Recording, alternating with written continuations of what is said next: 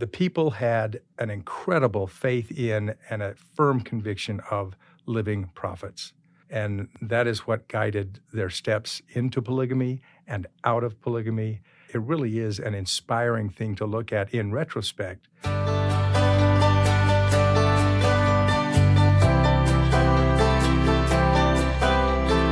Hello and welcome to Saints. I'm Shaylin Back. And I'm Ben Godfrey, and in today's episode, we'll be discussing Chapter 35 of Saints Volume 2, A Day of Trial.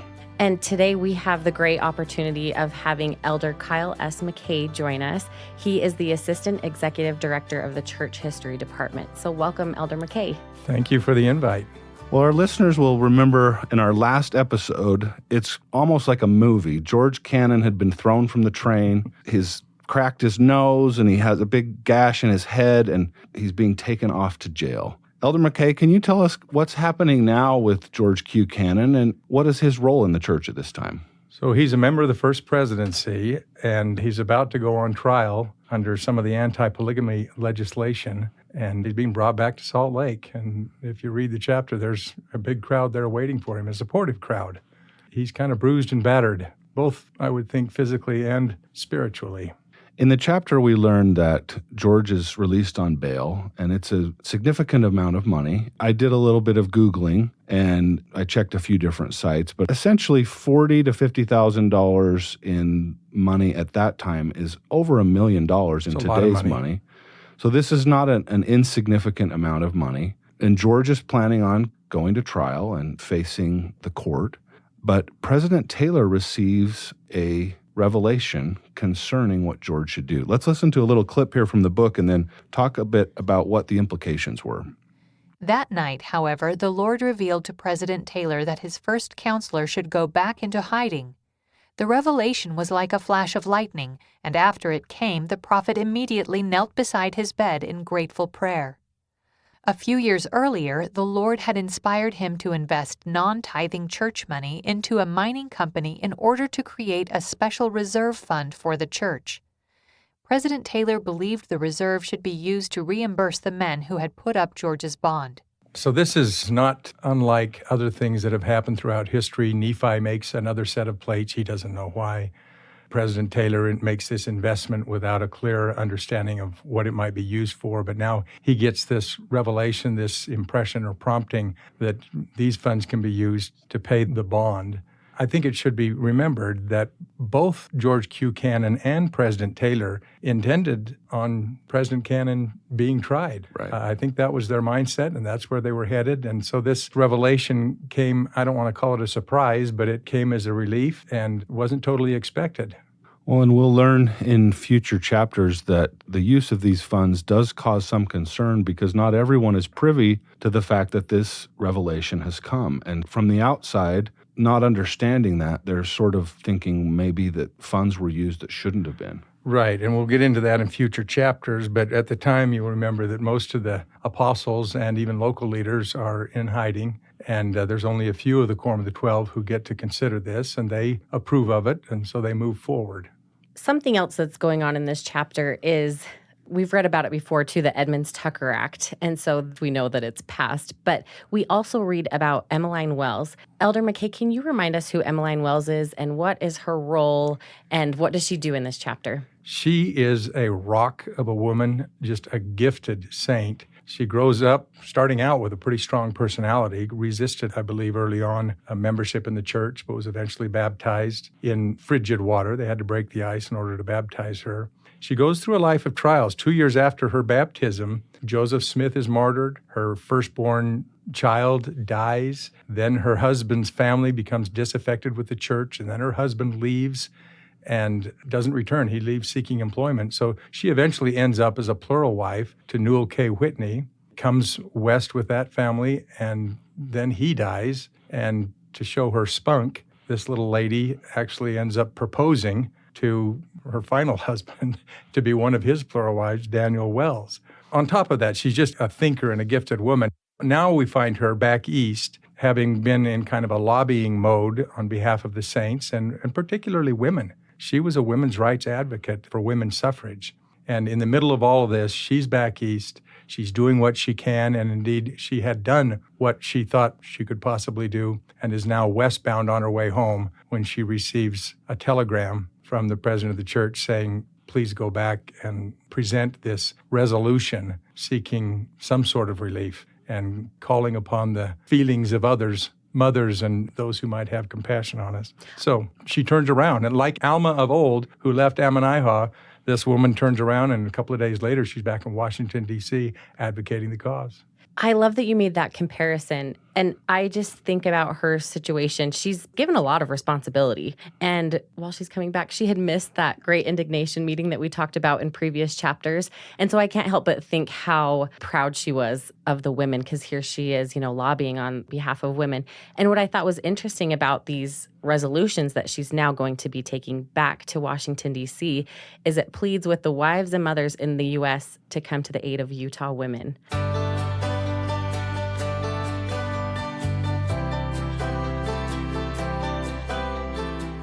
I think it's helpful to remember, and we have talked about this before, but let's just remember, what did the Edmunds-Tucker Act do? So we've had these increasingly punitive acts by the government. Let's just listen to a little quote from the book that explains when the Edmund-Tucker Act passes in early 1887, what that actually meant for members of the church. Women in the territory lost their right to vote, and children born of plural marriage were stripped of inheritance rights. Prospective voters, jurors, and local government officials were required to take an anti-polygamy oath. The church and the Perpetual Emigrating Fund ceased to exist as legal entities, and the government was given authority to confiscate certain church properties valued at over $50,000. So, in real terms, we just had the federal government pass laws to disenfranchise a group of people based on their religious beliefs, disincorporate the church, and even confiscate the temple, because they certainly would have been valued at more than $50,000. I think it's unprecedented in this country's history that the Congress of the United States would take aim with such focus at one religious group. And so it went from not only not enjoying the protections of the Constitution to now there's an outright hostility, and we are going to go after one religion, just a tiny religious group. Maybe on one level, it's a backhanded compliment that we're growing so rapidly, but I don't know that we have another instance in our country's history where the Congress of the United States has taken aim at one religious body with such focus and over a period of years. Yeah. Major implications. I can't even imagine how they reacted. Well, and speaking of implications, this story was really cute, but it's also a little bit disturbing. We learn about Augusta Dorius Stevens, who's teaching primary. And can you remind us what she's teaching the kids in primary? Well, just of necessity, she's having to teach the children how to exercise civil disobedience and how to be cagey around law enforcement officers and how to not be questioned or how to act when you are questioned. There again, this wouldn't happen nowadays. For sure. But you don't pull out children and then start questioning them in an effort to find evidence and gather evidence against their parents. And it was just a hard period for the saints and a not so good period for our government. Well, to paint the picture a little more, these marshals are kind of rounding up plural wives and children and interrogating them. And so she's encouraging the children to muddle the investigation and confuse the marshals. So yeah, that's kind of a lot of responsibility put on these little kids. So she is teaching that, but she is also teaching other things. She absolutely is. And it's really sweet. So we have to listen to a little clip here from the book of some of the things that were being taught. Like other church leaders, she also emphasized the importance of taking the sacrament worthily each week, which the children did in Sunday school. We must not take the sacrament if we have bad feelings in our heart toward our playmates or anyone else, she taught them. We must be prayerful and have the Spirit of God that we may love one another. If we hate our playmate or our brother or sister, we cannot love God. Yeah, beautiful teaching. So in addition to teaching them to be the Oliver Twist character of the Artful Dodger, she's teaching them eternal principles that will make good citizens out of them. In our last episode, we talked about Ida Udall and her current situation living underground. So, Elder McKay, can you talk a little bit more about what she's facing now? What's her situation now? So her story is heart-wrenching, and it kind of gives us the human element of the plural marriage life. It was not easy. In fact, if you take into account the fact that almost to a person, everybody who was initially introduced to it, starting with Joseph, resisted it and then accepted it and then lived it. This was a hard thing. And so here we have a woman who hasn't seen her husband in a long time, gets frustrated with it, is worried about him because he's been arrested, and there are several accounts, I guess, that they could have brought against him. He eventually received a pardon, but there's still the Edmunds Act or the Edmunds-Tucker Act, and she's frustrated, and she's raising a child alone in Nephi, Utah, while her husband's down in Arizona, and she writes a kind of a heartfelt letter. It's raw, and then later regrets it, and her husband communicates his love, and they're okay. The thing that draws me in is the fact that when he finally does come to get her and they're rejoined, they travel to Arizona, and it's a 3-week journey, and that is the longest period of time they have been together alone in their 5-year marriage. That is rough. That is rough. You just have to feel for Ida. To use another Book of Mormon example, when she wrote the letter, I sort of felt like she was Moroni writing to Pehoran, you know? That's what I thought too. And I was like, oh dear, this is not going to work out. But thankfully, there was some charity on both sides and they were able to work through it. But how difficult that must have been and what faith it must have taken to stick with the principle, even though it was so difficult to live. Right. I thought of Sariah complaining to Lehi, and not unfounded complaints. Right. They're just real human issues. And speaking of these difficult human issues, we now catch up with Susa Young Gates. She is serving in Hawaii on a mission with her husband, and she has her children with her too, or most of her children. And the book just kind of describes Jacob's job. He's a sugar boiler, and Susa's doing her best to make clothes for her children, and she's writing and submitting all these articles. But she really encounters some heartbreaking tragedies. Elder McKay, let's talk a little bit about what happens to her. I can't comprehend what she went through. Honestly, it really brought me to tears to think of her holding her little child and rubbing his stomach during the night, and then finally being convinced by her husband to go to bed while he watches over the boy, and then having the faith. She had the faith, and everybody involved in this, including President Joseph F. Smith of the First Presidency, who administered to the child. There was great faith and ministering that went on, and yet the boy died. And then soon after, and he's a little 4-year-old boy, then soon after, his younger brother, 3 years old, dies and is devastating to her. And then she loses feeling of the child within her womb. And then it's this great lesson that the mere fluttering inside of her that she felt gave her hope amidst all of that darkness and all of that trial. She reminds me of a verse in a poem, the last verse, and it's about women of this kind of strength. And the last verse simply says, "No uncanny show of strength in trial, rather bowed she pressed and trusted solely in the course of him who promised, I am able to make you holy." And that is Susa Young Gates. No, absolutely. She is such a strong woman and a strong voice of faith. She is a wonderful writer, and much of what we know is because she was able to record these things in sort of real time, and we can feel what that must have felt like because of her gift in writing. Let's listen to a little clip here from the book that describes this moment that Elder McKay has just talked to us about. Then one day she felt a slight flutter, a small sign of life. A very faint motion comforts me with hope that life still beats under my saddened heart, she wrote her mother. She did not understand why her sons had died, but she found strength knowing that God was watching over her. With all this, we know that God rules in the heavens, she wrote her mother. God has blessed me and helped me to bear my burdens. Praise his holy name forever. Those are sweet and powerful words. It's a reminder of God's goodness. It is always there in our deepest trials even, but the skeptic might line up the two against each other, the death of a child, the death of another child, and darkness and loneliness and questioning. On the other side of the ledger is a flutter. And that woman of faith was able to take that flutter and use it as a tool, as a foundation against everything else on the other side of the ledger.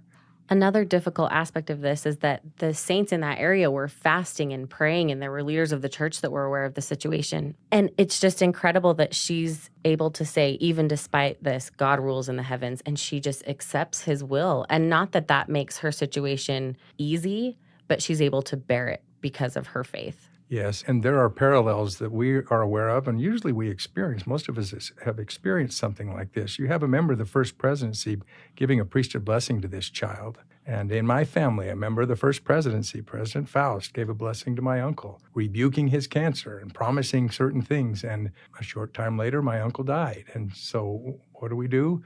Well, we hold fast to the flutters and we carry on. One of the sweet things that comes out of this is the ministering of President Joseph F. Smith. He and our modern day corollary is our current prophet. My observation is that if President Russell M. Nelson is awake, he is ministering. Whenever I see him, wherever I see him, whether it's on a television or in private settings, he is ministering to someone. And that's Joseph F. Smith.